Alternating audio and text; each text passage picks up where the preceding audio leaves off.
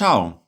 Oggi siamo nel sud-est della Polonia, a Zamość, a poche decine di chilometri dal confine ucraino e a una sessantina di chilometri da Lublino, il capoluogo del voivodato come si chiamano le province in Polonia. Il centro storico è patrimonio UNESCO fin dal 1992, infatti si tratta di una tipica città rinascimentale. Ma com'è possibile che questo capoluogo di provincia polacco, di appena 60.000 abitanti, sia patrimonio UNESCO? La città, fondata nel 1580, ci sorprende nella sua architettura, che ha dei forti legami con l'Italia. Questa larga piazza rinascimentale è di ben 10.000 metri quadri. Infatti, la nobiltà polacca era molto ricca all'epoca e non sapendo come spendere i soldi per evitare le tasse del re, decisero di fondare una città, l'odierna Zamość, e di dotarla di un'architettura all'ultima moda, per l'epoca ovviamente.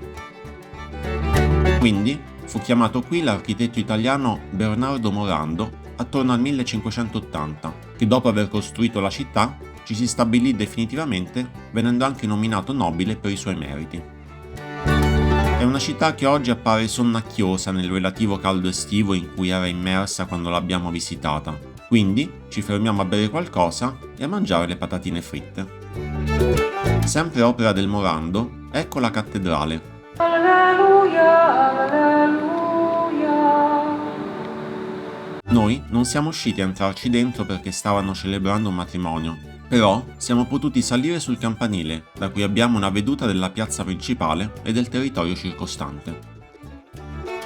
Tra le varie antiche fortificazioni costruite tra il XVI e il XVII secolo, una delle attrazioni turistiche di Zamość è il bastione numero 7. Per visitarlo dovrete munirvi di un po' di contanti perché nel 2023 non accettavano carte di pagamento.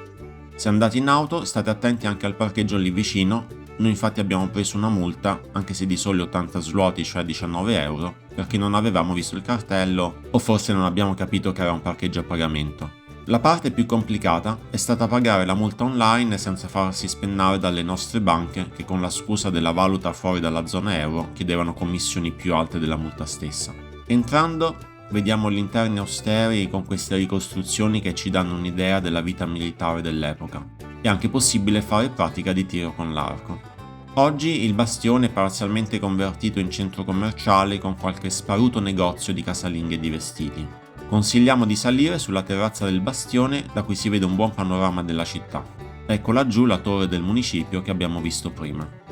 Questo è stato un video più corto del solito, ma speriamo che possa aiutarvi qualora capitiate in zona. Se siete qui attorno vale senz'altro la pena di visitare Lublino, il campo di concentramento tedesco di Majdanek e il castello di Krzysztofor, di cui troverete i video nella schermata finale. Zamość può essere una tappa interessante nel contesto di una visita più ampia di questa regione. Come al solito, vi invitiamo a iscrivervi al canale se non l'avete già fatto e a presto!